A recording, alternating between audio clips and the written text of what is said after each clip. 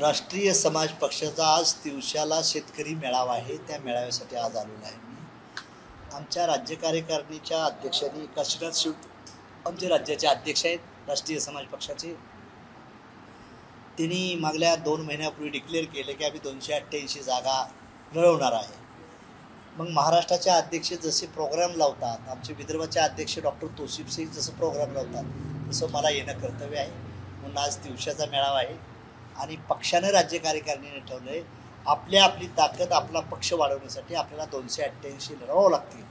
आणि त्यामुळे ही आजची पत्रकार होती परिषद आणि त्यासाठी आज मी दिवसाच्या सभेसाठी आलो नाही. आम्ही महायुतीचा घटक पक्ष आहे असं तर महायुतीनं आम्हाला 40 जागा द्याव्यात. तिघांनी कमीत कमी 12 तरी जागा द्याव्यात, 11 तरी जागा द्याव्यात.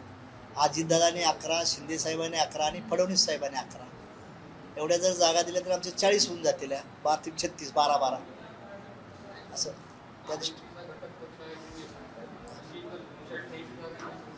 नाही. त्यांनी जर आत्ता आम्ही माहितीत आहे पण त्याने आम्हाला जागाच नाही दिल्या तर आम्ही त्यांच्यात कसं राहायचं. आम्हाला आमची तयारी करायची का नाही, आम्हाला आमची बूथबांधणी तयारी करायची का नाही. आणि उद्या त्यांच्यावर आमची युती झाली तर आमच्या पक्षाचा त्यांना फायदा होईल, त्यांचा आम्हाला होईल. म्हणजे हे पक्षाचं मेळावं घेतलेलं वाया जात नाही. आपला पक्ष वाढतो, आपली ताकद वाढते, आपलं पोलिंग बूथ वाढतात. आणि त्यासाठी आम्ही त्यांना मागणी केली 40 जागा द्या म्हणून तिघाला मिळून. शिंदे साहेब असतील, देवेंद्र फडणवीस साहेब असतील किंवा अजितदादा साहेब असतील, या तिघांच्या आम्ही माहितीत आहे तर आम्हाला त्यांनी काय केलं पाहिजे, तिघांनी मिळून 40 जागा दिल्या पाहिजेत.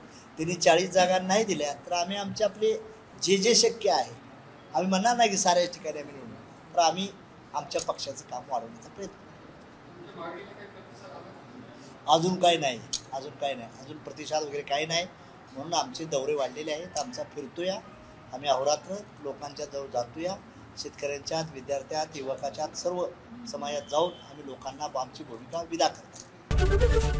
एबीपी माझा, उघडा डोळे बघा नीट.